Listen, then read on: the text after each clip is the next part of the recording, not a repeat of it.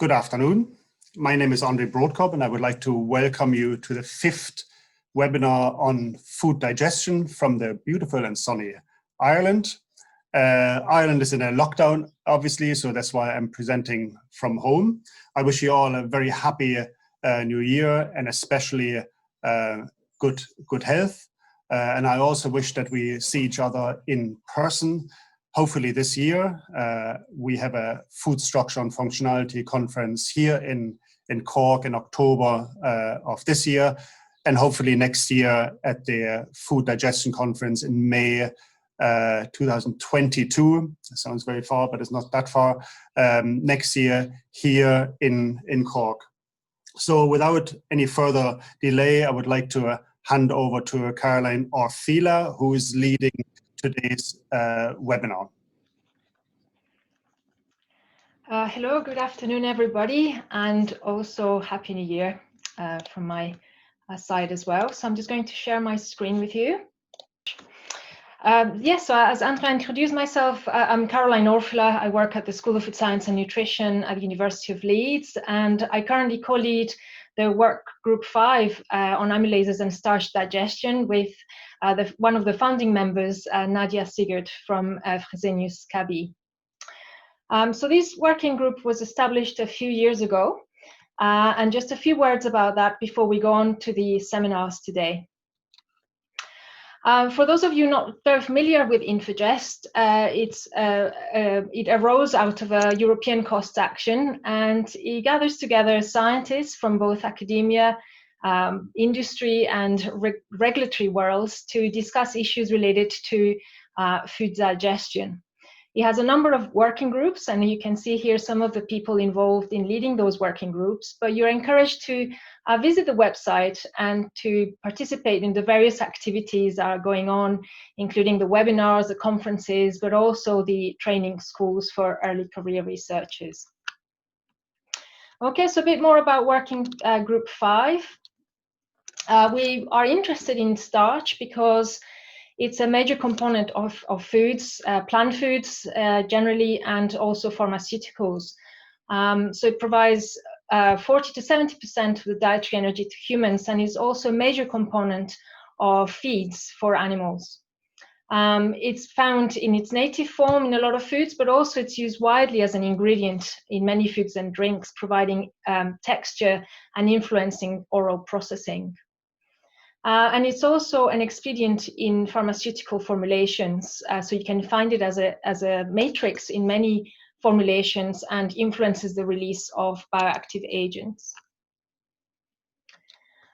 And even though we might think of starch as a relatively simple biomolecule, there are many different factors that affect its digestion, and we will hear from today's speakers about some of those factors. So I'm not going to go into many details about this. But it can be influenced by the individual response to the starch through genetics, amylase copy number, and so forth. The starch source, whether it's found surrounded by a cell wall or in an isolated form, whether it's native or gelatinized. So many different things can affect its digestion. So our working group is a forum. It's an open forum to discuss issues related to amylases and starch digestion. And we also aim to try to harmonize methods to measure amylase activity of commercially available enzymes. And we are in the process of trying to propose an in vitro method for simulating starch digestion in food and other systems. So if you would like to join the working group, we have a distribution list, and if you just send me an email and put in the subject line Infogest Work Package 5, I will add you to the distribution list. And we're going to have some regular meetings, not too regular, but regular meetings where we'll be discussing some of these objectives and activities. Okay, so I'm just going to hand over now to Nadia, who will be introducing the speakers of today. Thank you. Hello, also a happy and hopefully healthy new year to all of you. From my side, I have the pleasure to introduce our 2 speakers of today. We are starting with Dr. Sophie Vinoy, and she obtained her PhD from the French Paris University of Life Science on Human Physiology. She is a nutrition senior group leader in the global research department of Mondelēz International. Her primary interests is the impact of food on postprandial metabolism linked to metabolic disease prevention. And she also investigates food behavior, low-grade inflammation, and microbiota modulation for many years. And her main publications are on carbohydrate metabolism, and she investigated especially health interest of starch digestibility, as well as satiety. She's a co-author of several patents related to food and health interest. And today we're hearing the digestibility of starch and its effect on metabolism. We have also Dr. Freitas, Daniela Freitas with us today. And she did her PhD at INRAE in the Safe Food Lab. Her PhD work was focused on the digestion of starch and its implication of the glycemic response. She is now a postdoctoral researcher at Teagasc, working in the food chemistry department with Andre Brodkorb, that you should know, and combines there her work in vitro work and a clinical trial to better understand the digestion of gluten. Thank you very much. So I think I'll stop sharing now, and we will then start the first presentation. Thank you. If you want to ask questions, please put them on the chat, and we will gather the questions, and they will be, Nadia now will be then putting questions to the speakers after their talks. If we don't have time to ask all of the questions, there will be an opportunity for us to gather all the questions and put them to the speakers. So they will be responded in due time. But as we have only got 1 hour, Nadia now will be managing the Q&A. Good afternoon, everybody.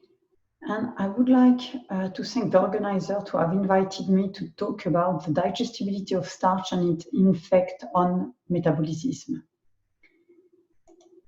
Starch is a major piece of our daily diet. Based on worldwide nutrition recommendations, starch should provide the major part of our energy intake. And by combining several recommendations, we could calculate that we should eat every day between 130 to 200 grams of starch per day. And it's confirmed by the national food recommendations when we see either on plates or pyramids or even pagode, that it's the basis of the recommendations. But starch is not only one. Starch molecules are different first, and then digestibility is slightly different due to the different enzymes which are involved in their digestion.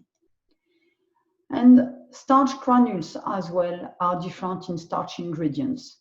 And several years ago, it has been shown that by different starch origin of either legumes or cereals, the hydrolysis, a very simple hydrolysis, was different compared to the structure of these starch granules. Thus, the physical structures of the granule may modify the permeability to enzymes and even potentially the resistance to process. Thus, there is a need to measure starch digestibility because it cannot be anticipated just by knowledge. And for the last several years, several methods have been determined to quantify starch and even widely carbohydrates digestibility. One method has been specifically detailed and recognized by the European Food Safety Agency to characterize a slowly digestible starch. And it will be this method which will be used during the rest of the presentation. The principle of this method is the digestibility profile. With the first 20 minutes, it's considered as the starch which is digested is considered as the rapidly digestible starch. Then between the 20 and 120 minutes, it's considered as slowly digestible starch, and then the starch which is not digested during the 2 hours is considered as resistant starch. And to go a bit more in detail with the method developed by Englist Lab to characterize these different fractions of starch, we will focus on the total starch, and you see that you have the rapidly digestible starch, a slowly digestible starch, and the resistant starch. And in food, if we consider available starch, the main fractions of interest are slowly digestible starch and rapidly digestible starch, and it's really a balance between each other. Of course, the content of resistant starch is very important for the health interest, but it will be less detailed in this presentation because I will focus on the available starch digestibility profile. And why we should have an interest on starch digestibility in food? Because it's related to postprandial glycemic response. So quick reminder, the main drivers of the postprandial glycemic response are the quantity of available carbohydrates we eat, and of course it's related to the digestibility of the carbohydrates eaten. And as I mentioned, we will focus on the available starch digestibility. And in the literature now there is wide information regarding the interest of decreasing glycemic response in the prevention of metabolic disease. First of all, it has been recognized now for years to moderate postprandial glycemic response in diabetes, to limit the genesis of the disease and the extension of the disease. There is as well a strong body of evidence related to the non-diseased subjects, and there is complementary reviews which established the link between consumption of low GI diet, low glycemic index diet, and why glycemic index, because it's the major part of the available science for the moment, and the prevention of metabolic disease genesis. And I will just focus on the very recent paper published last year, which linked the lower postprandial glycemic response and some markers on the metabolic risks. So how starch digestibility can interfere with postprandial metabolism? And I will detail the mechanisms by which slowly digestible starch can decrease glycemic response. So when you eat food rich in starch, you have the carbohydrates which enter in the bloodstream, and then you can calculate the blood glucose level, which is the balance between the glucose which goes in and the glucose which goes out. And then the glucose goes out and supplied to the body. If you label the carbohydrate with C13, then you will have access to an additional dimension, which is the apparent rate of glucose which comes from the food, which we call the exogenous glucose apparent rate. And this exogenous glucose apparent rate will provide the information regarding the digestive profile of the carbohydrates you eat. And by using this sophisticated method, we followed the metabolic fate of the carbohydrates of some starchy foods. And in these studies, we followed sugar and starch because in the product we made, there was sugar and starch. So some wheat was grown in a specific atmosphere, in C13O2 atmosphere. And based on this C13O2 atmosphere, the wheat labeled its starch due to the just exchange between the C13O2. And then we made the flour with this wheat. We found C13 sugar, and then we made a product which was labeled for their carbohydrates with C13, a stable isotope. These foods were eaten by subjects, and then we could quantify the C13 glucose recovered in blood, which came from the starch of sugar of the product the subject ate. And by mathematical model, we could calculate the glucose appearance rate from the food eaten. We did this methodology on 3 human trials with this T13 stable isotope labeling on female, males, overweight males and females, and all the subjects were non-diseased subjects.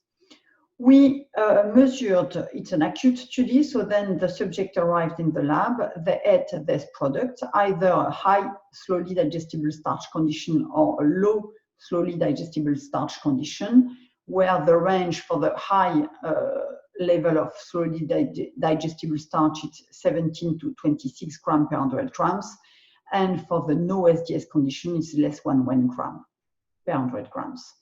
And then we measured during 4 hours in the postprandial state the appearance rate of carbohydrates, and of course the disappearance one as well, but it will not be presented today.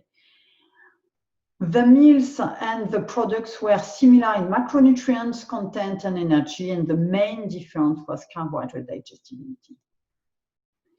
Then you see on this slide the results of these 3 studies.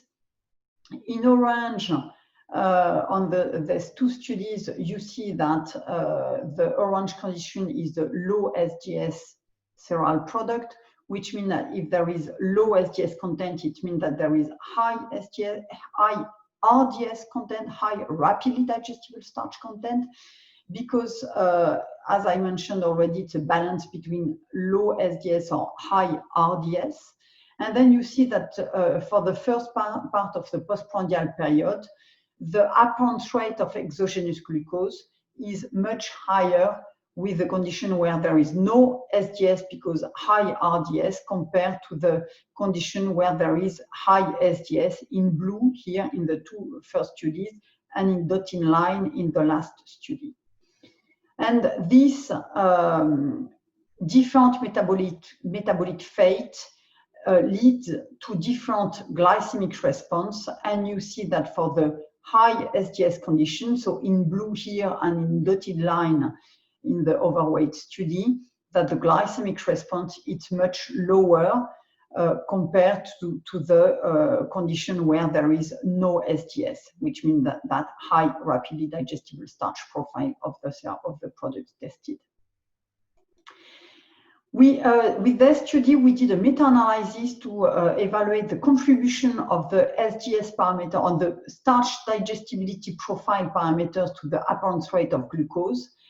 And in this model, time, slowly digestible starch content, but as well the quadratic terms, which are times cross SDS and times square, were very important to explain the 61% of the exogenous appearance rate of glucose. And based on this model, we built a prediction profiler.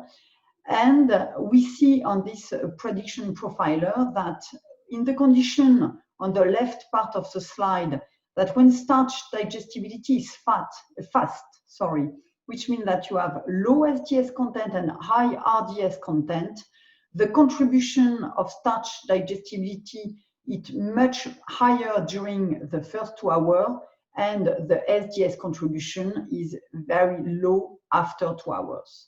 And in the left part, in the right part of the slide, you see that in the SDS condition where you have high SDS content, then low rapidly digestible starch content, you see that the contribution of the SDS to the exogenous appearance rate is much lower after the 2 hours. So you see really the shift between the metabolic fate, and of course it does not provide, as I mentioned before, not at all the same glycemic response, and we will see later insulinemic response. So there is an important fact to control the starch digestibility profile for the metabolic fate. But in this case, the food process has a real interest, especially in the processed foods. And it has been clearly documented that 3 parameters are very important the dough hydration, which is related to the water you put in your recipe, the time of baking, and the pressure during the process. These parameters can modify dramatically the starch digestibility. And recently, we launched a study where we made 4 different types of food products. One based on the rotary molded process, and we made dry biscuits. One on bakery process, and we made soft cakes. One bread process, and we made dry bread. And one with extrusion process, and we made extruded products. We controlled the water, the cooking time, and the pressure. You see that for the rotary molded process, everything is in green, which means that it's positive to preserve starch. It's in native state, which means that it would promote slowly digestible starch content in the final product.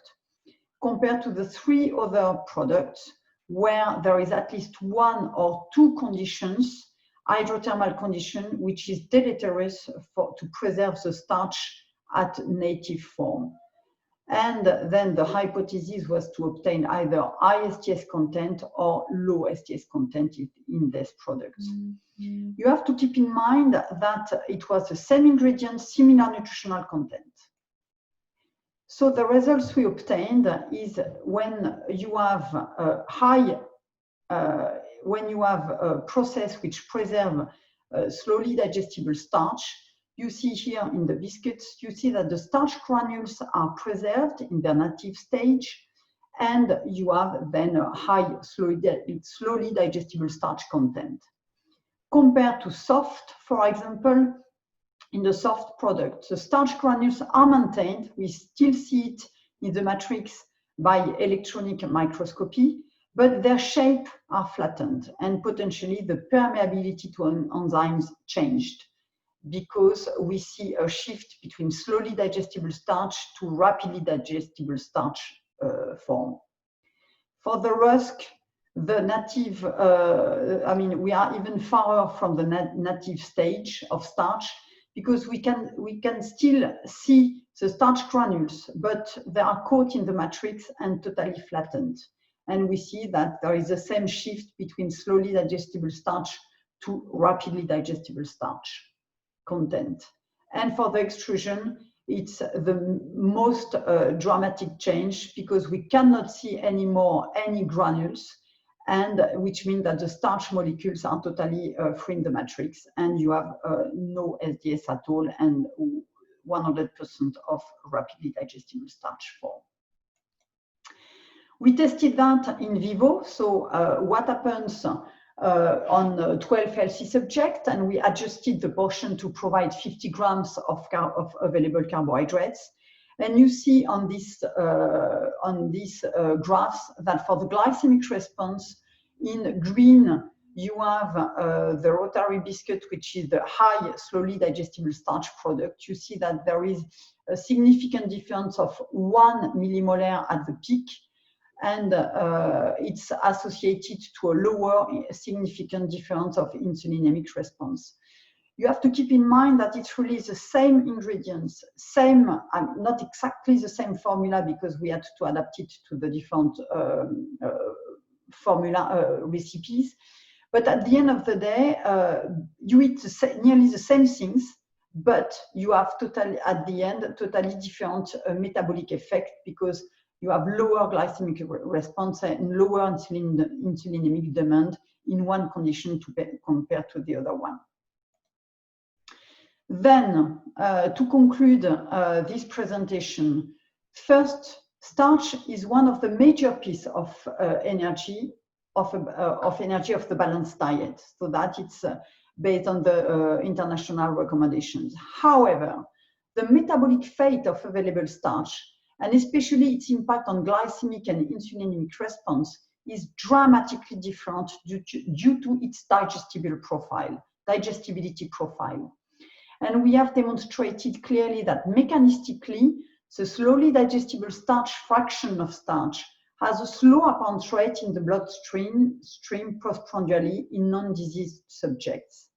And this metabolic property induced lower postprandial glycemic and insulinemic response, which means that by controlling food process, it is really possible to maintain starch at its native state. At least we can control it to moderate the shift between slowly digestible starch to rapidly digestible starch in food processes.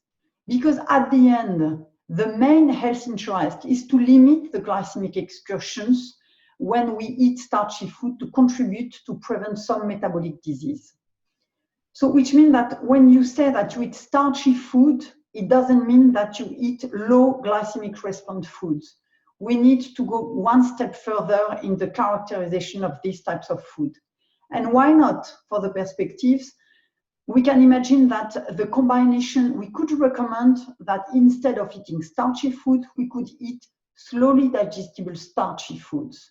And we could even recommend some part of our starch to be slowly digestible starch. And the combination of slowly digestible starch plus resistant starch is really a winning duo for the health perspective.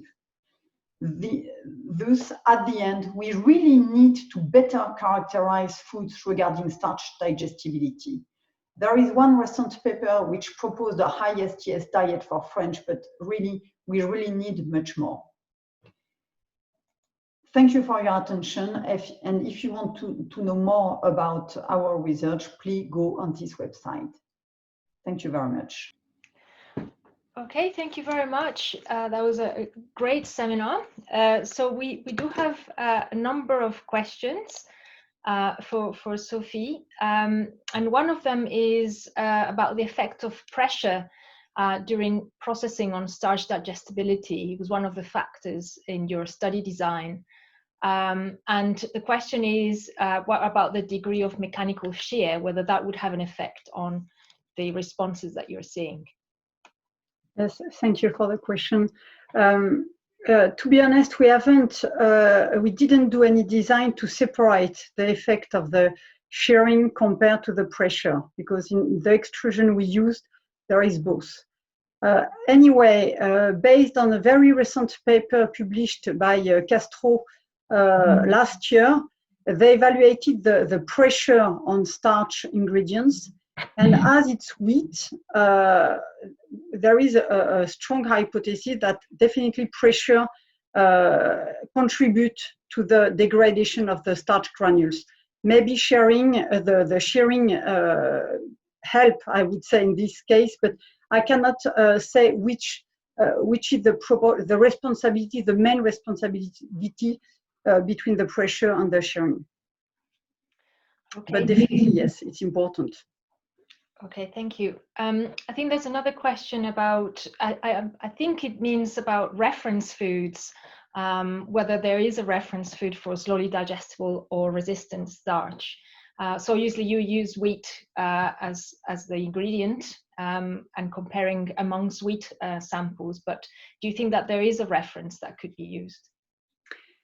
What do you mean as a reference? Because we have unpublished results now on other ingredients, and definitely wheat is not the best, I would say, ingredient to resist to the food process regarding the starch digestibility profile. We have some results on other alternate grains which are much more robust, which means that the slowly digestible starch content in the raw flour, in the raw flour is already higher, and there is more resistance to the process. So definitely we could improve by selecting other legumes or cereals, for sure.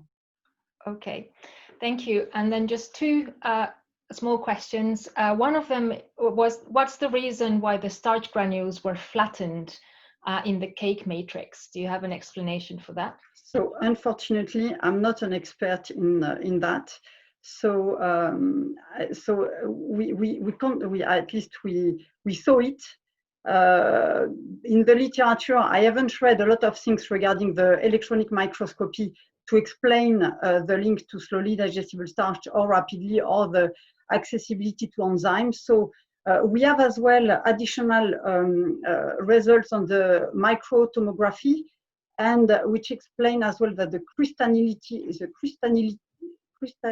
anyway, so you understood, of starch changed as well. So we see that globally the structure is modified.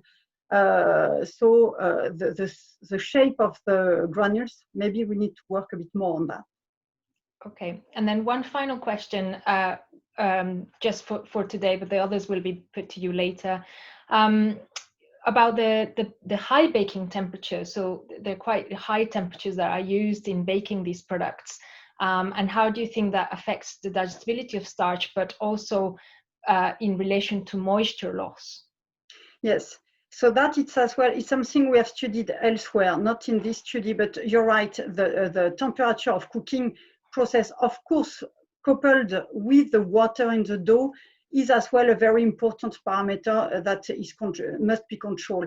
And there is, for each flour, I would say, each ingredient, you have a gelatinization limit, I mean a temperature where you have more gelatinization of starch, but it depends of the recipe. I didn't talk about sugar as well, but sugar sometimes can preserve from gelatinization, so that it's really a dynamic model. And for the control of food process, there is much need more work, but definitely, yes, temperature of cooking is very important. Again, coupled with the moisture, with the water in the dough. Yes. Okay, thank you so much. So in the interest of time, we're going to move on to the next speaker. But thank you very much, Sophie, for your very interesting talk. And we will pass on the other questions so that you may be able to answer them later on. Thank you very much. So we move on now to the seminar by Dr. Daniela Freitas. Thank you. Hello everyone. Today I will be talking about different factors that can influence the digestion of starch, and also about how we can use this knowledge to better understand postprandial blood glucose concentrations and to attenuate the glycemic response to starch-rich foods. Before I start, I would like to thank the organizers of this webinar for this opportunity to be here today presenting some of my work. I would also like to thank all of those who have made this work possible. The results that I am going to present here were obtained during my PhD at INRAE and in collaboration with the Biomaps Lab, the Frédéric Joliot Hospital, and also the Avicenne Hospital.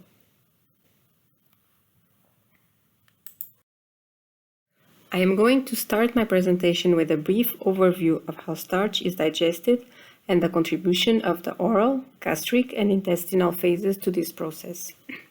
Then I am going to present some results of semi-dynamic digestions of bread and pasta that mimicked postprandial conditions for different meals, and also results on how different beverages influence the digestion of starch. After this, I'm going to present the results of 2 clinical trials with the same meals that were studied in vitro, and to finalize, 3 take-home messages that will summarize the results of this presentation. The digestion of starch is initiated in the mouth by salivary alpha amylase. This enzyme can then continue hydrolyzing starch in the stomach while the pH is being reduced, but only while it is above 3.5. Below pH 3.5 to 3, salivary amylolysis is interrupted. Starch digestion is then resumed in the small intestine by pancreatic alpha amylase, and it is completed here by brush border enzymes. It is also in the small intestine that glucose, the final product of starch digestion, is finally absorbed. Any starch that is not digested up to this stage is then fermented in the large intestine. Usually, it is considered that the oral phase is too short and that gastric acidification too fast. So salivary amylase is rapidly inactivated in the stomach, and most starch must be digested in the small intestine by pancreatic amylase. But let's take a closer look at what actually happens during digestion. Yes, it's true that the oral phase is very short, but it is also very efficient. However, it is not always true that salivary amylase is rapidly inactivated in the stomach. After a meal, gastric pH increases, and depending on the properties of the meal, it can rise to 5 or 6. And from there, gastric acidification is a gradual process which can take 1 to 1.5 hours to inactivate salivary amylase. So one of our first questions was, what is the actual contribution of salivary amylase to the digestion of starch in the stomach? To start answering this question, we try to understand better how the pH to which saliva is exposed during digestion influences its amylolytic activity. The maximum activity was observed at around pH 7 to 6, and then the amylolytic capacity decreased gradually as the pH lowered. At pH 4, around 50% of the maximum activity had been retained. Below pH 3.5, salivary amylase was completely inactivated. These results were in agreement with the work of other research groups.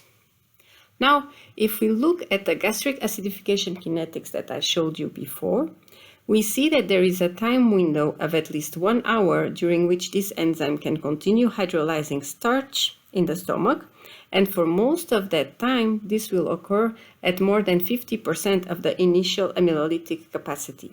So what exactly happens during this period? How much starch is digested in the stomach? To answer this, we used DG, the dynamic gastrointestinal model developed by INRAE, which allows us to replicate different digestive parameters such as enzyme flow, pH kinetics, and mixing conditions. We started by preparing a food bolus with real human saliva. This bolus was then introduced in the gastric compartment of DG, in which the same gastric acidification kinetics that I showed in the previous slides was reproduced. So the pH was reduced from 6 to 2 in 1.5 hours, and then kept at 2 for half an hour before it was neutralized and the 2-hour intestinal phase was initiated. We observed that after the oral phase, around 25% of the total starch in bread had been released from the food matrix. During the gastric phase, most of the remaining starch in bread was also quickly released, with more than 80% of the starch released in less than 30 minutes, or around 15 minutes before the complete inactivation of salivary amylase as the pH was decreased. So once the intestinal phase was initiated, there was not much starch left to be released from the food matrix. We repeated the same semi-dynamic digestion experiments with 2 other breads and obtained similar results, with 70 to 85% of the total starch being released from the bread matrix in less than 30 minutes. Then we measured the proportion of starch that had been hydrolyzed into oligosaccharides that were 10 units long or less. Our results show that in less than 30 minutes, around half of the starch in bread was broken down into small fractions that were composed of 10 glucose units or less. The gastric acidification kinetics used here corresponded to a meal of around 1,000 calories.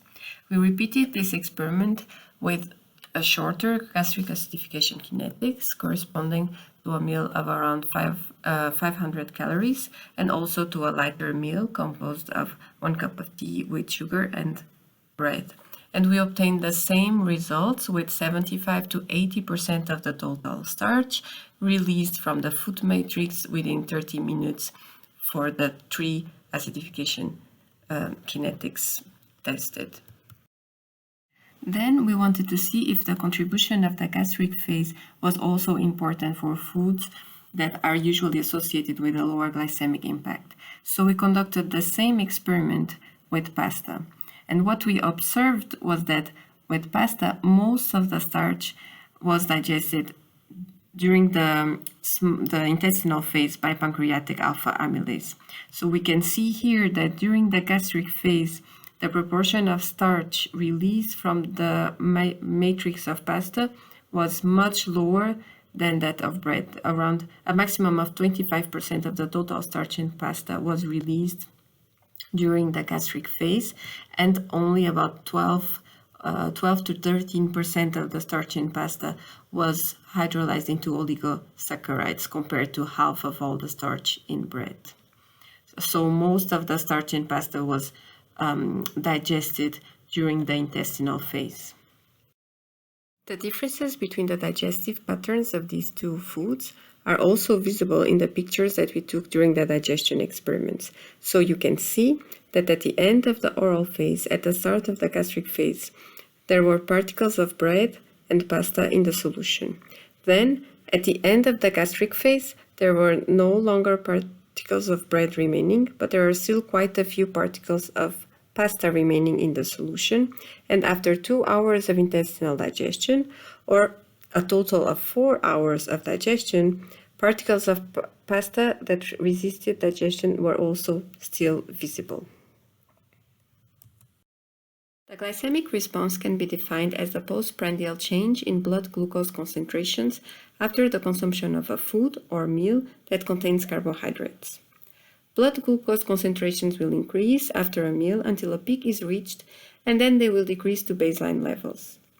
Different foods can elicit glycemic responses of different intensities, but the same food, such as bread, for example, can also elicit responses with different intensities depending on properties such as structure or pH.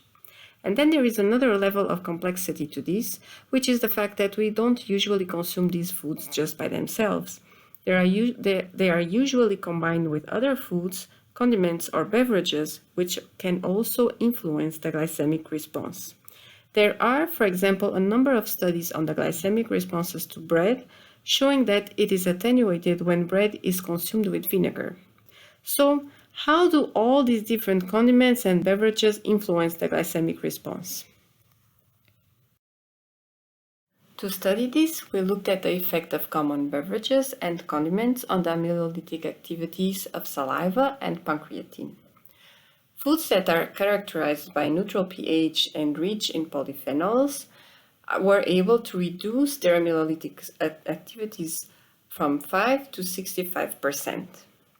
Foods that are characterized by a low pH, such as wines, vinegars, and lemon juice, can have a bigger impact, reducing the amylolytic activity of saliva from 60 to 100%. When we neutralize the pH of these foods to reflect what happens in the small intestine, we observe that in most cases they lost their capacity to inhibit pancreatic amylase, except for red wine and red wine vinegar. Then we selected 2 of the foods that had the biggest impact on the amylolytic activity of saliva to conduct new semidynamic digestions. We repeated semidynamic digestions in DG under the same conditions that I showed you before, so an oral phase followed by a gastric phase in which the pH was reduced from that of the initial meal to 2 in 90 minutes and then kept at 2 for half an hour, followed by an intestinal phase. We compared the digestion of bread and water to that of bread and tea. And what we observed was that there wasn't any major difference between the 2 meals in terms of the starch released from the food matrix or in terms of the starch hydrolyzed into oligosaccharides, except that during the intestinal phase of digestion, it seemed that there was less starch hydrolyzed into oligosaccharides when tea was present. This effect seemed less important than the one observed with the activity tests that I showed you in the previous slide, and this could be due to the different dilutions that occur during digestion compared to the activity tests that I showed you before. Then we looked at the effect of lemon juice. Because the pH of the lemon juice is between 2 and 3, the initial pH of this meal was around 3. So adding the gastric HCl at the same rate as for the bread and water meal, we reduced the pH during the gastric phase to 2 in around 30 minutes. As a result, we saw that there was a marked decrease on the proportion of starch released from the food matrix and also on the proportion of starch hydrolyzed into oligosaccharides. Because when the lemon juice was present, the gastric phase was initiated at a much lower pH, And so there was a premature inactivation of salivary alpha amylase compared to water. To see if the effects observed with the semi-dynamic digestion experiments were physiologically relevant, we conducted a human study with 18 volunteers in which we compared the glycemic response to the same meals that we studied in vitro. So 100 grams of bread consumed with 250 ml of water, tea, or lemon juice. The results of the human study were in agreement with those of the semi-dynamic digestion experiments. So there wasn't any significant difference in terms of blood glucose concentrations after consuming bread with water or tea. However, when bread was consumed with lemon juice, the glycemic peak was around 30% lower, and it was also reached on average more than 35 minutes later. In this study, we also looked at the effect of these 3 meals on the ad libitum intake, and we didn't observe any effect regardless of the differences in the glycemic responses. So then we wanted to see whether any other factors other than the acid-induced inhibition of amylolytic activity could also help explain this impact on the glycemic response. It has been suggested that, for example, low pH foods such as vinegar can reduce the glycemic response by delaying gastric emptying. So we conducted a second human study with 10 volunteers who consumed the same meals, bread with water, tea, or lemon juice. And we also asked them to consume frozen peas, which were used as tracers in the MRI scans. So in this study, we monitored both the glycemic response to these 3 meals and gastric volumes or gastric emptying using magnetic resonance imaging.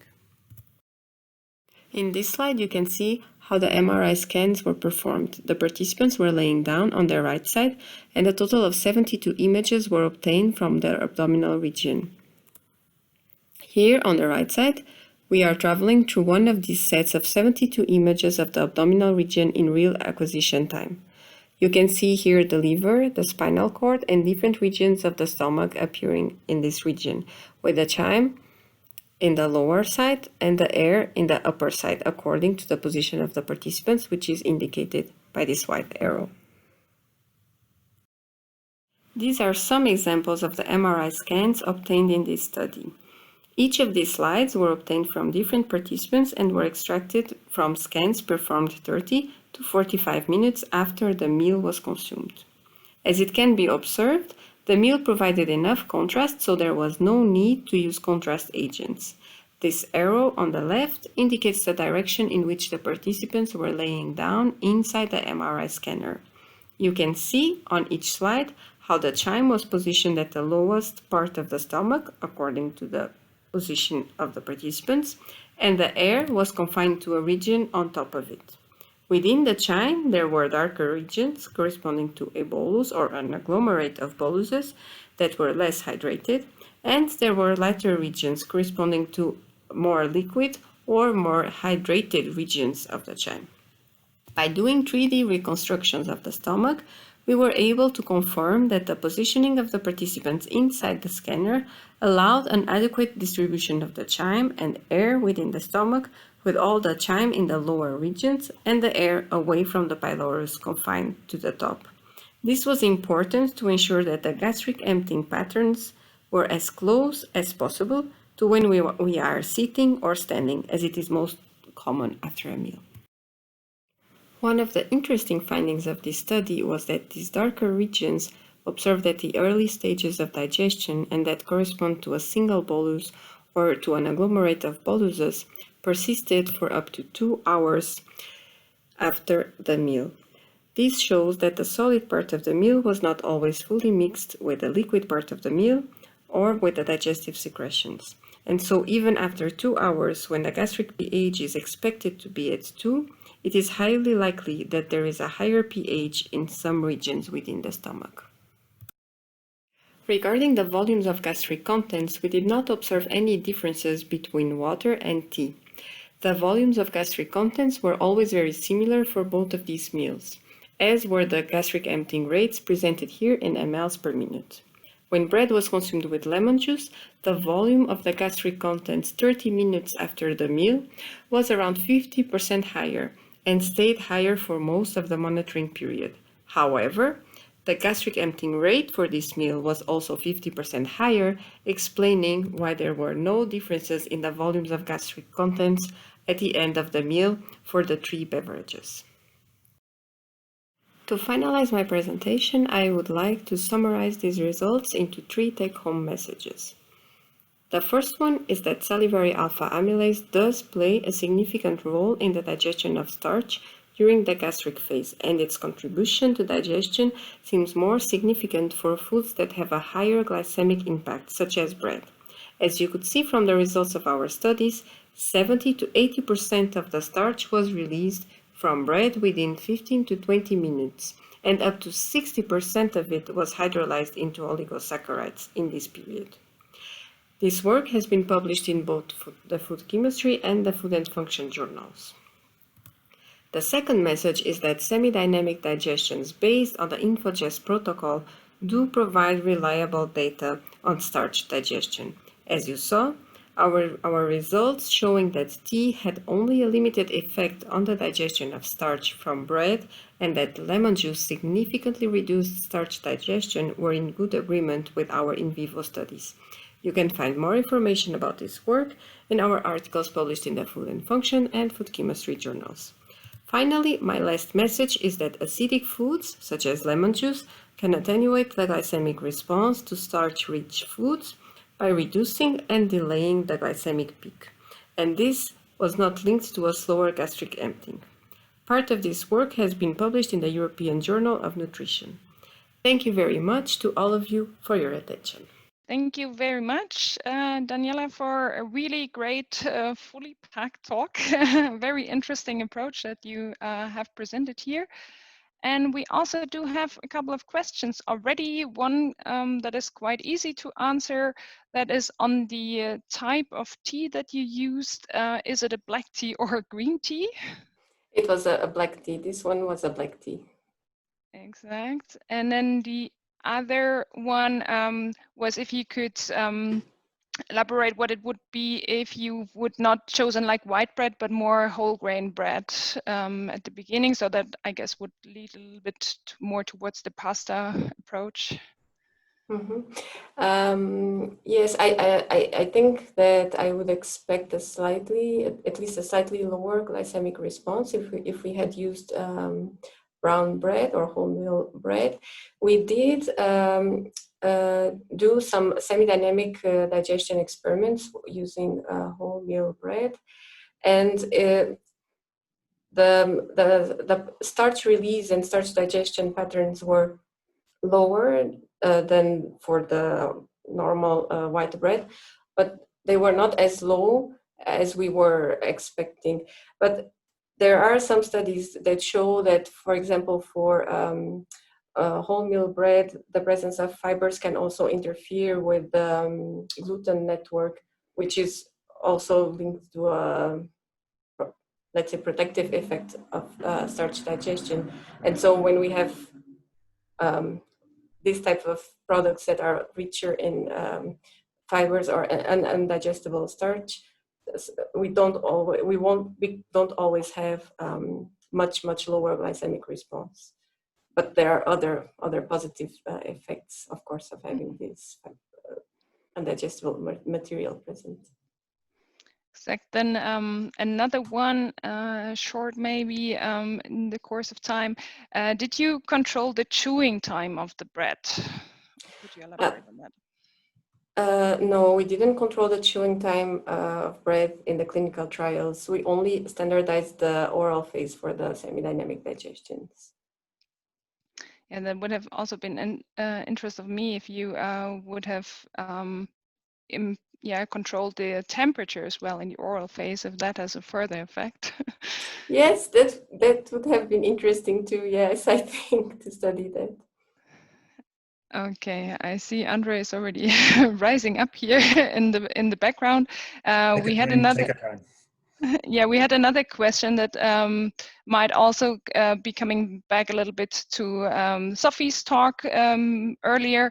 So that was, according to results obtained on celery amylase, is the Anglais methodology or the more relevant method to study digestibility of starches? If one of you could. It's a really good question, and I think and it's a purpose of Infogest. There is a need to harmonize the starch digestibility methods, especially because for the moment there is several methods, but not one reference method. Even if the one we used, it is because it has been recognized and it's the most documented one, I would say. But definitely, due to the work done by Daniela, the oral phase seems to be very important. So there is a need to carry on and to better understand the different phases and their responsibility in the starch digestibility profile. Yes, definitely. Thank you very much for that. And then again, yes, we have a lot of questions coming up here in the chat that will not be all possible to answer. Maybe I have seen another short one was for Daniela. Have you measured the pH of the tea? Yes, we did measure the pH of the tea, and it was a little bit above 6. Here we go. So I hope I have not overseen any shortable, answerable question right now. As we said, we will keep this open for the speakers to answer that. Or Andre, correct me if I'm wrong here with trying to read and talk at the same time about the questions. So, well, I just want to re-emphasize, I think what Sophie just mentioned, there's a need for standardization. I can only, support that, and there's plenty of work left for the working group. And if you're interested in the subject, join the Infogest, join the working group. It's an open network. So there's plenty to do, plenty of action in the future. If there are no more questions, I might close it. I just have 2 or 3 slides. First of all, thank you so much for the very nice talks. Both of them were really, really good, and also the moderators. We were 170 people, and like the last few times, we put talks up on YouTube. So Bern will convert the current talk into a video, and I will upload it onto the YouTube channel. So if you just Google in vitro food digestion or Infogest webinar, eventually you will get to the YouTube channel, and here you can actually see the past webinars that were uploaded. So give us a couple of days and this will be uploaded as well. If you are interested in joining or more activities, you can send an email. First of all, the website, obviously, COS-Infogest.eu, or email to Nathalie Lamar or Didier Dupont, the director of the network. I also create a LinkedIn group, so I post updates whenever the YouTube channel or the YouTube video is available. I upload it there. I also encourage anybody to post on this LinkedIn page. Just all you have to do is my latest brilliant article, put it up there, and at Infogest. You just have to type at Infogest, and anybody that follows the Infogest site will get that news. And I think there were a few papers there put up lately, and that's very good as well.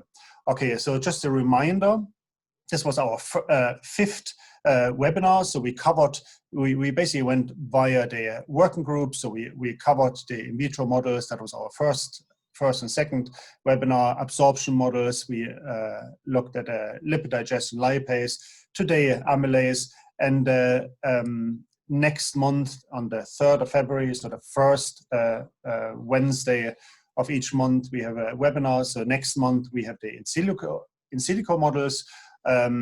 What we'll do afterwards is still unclear. So the work group leaders will meet next week, and we will see what we'll do afterwards. I would like to thank those that submitted suggestions. So at the beginning, we hardly had any applications for talks, whereas now for the in silico models, we had several people interested in giving talks. So bear with us, and we will give you the opportunity to present the results. So the next webinar will be on the 3rd of February, same time, 2 o'clock Dublin, Irish time.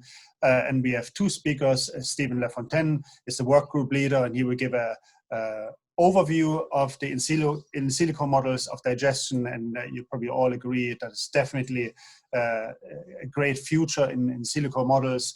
And we have a second speaker. We have a PhD student, Andrea Rivera del Rio, and I think Andrea is present here as well. So we are happy to have a second PhD speaker. Until then, see you next week, next month, on the 3rd of February. Goodbye and slán.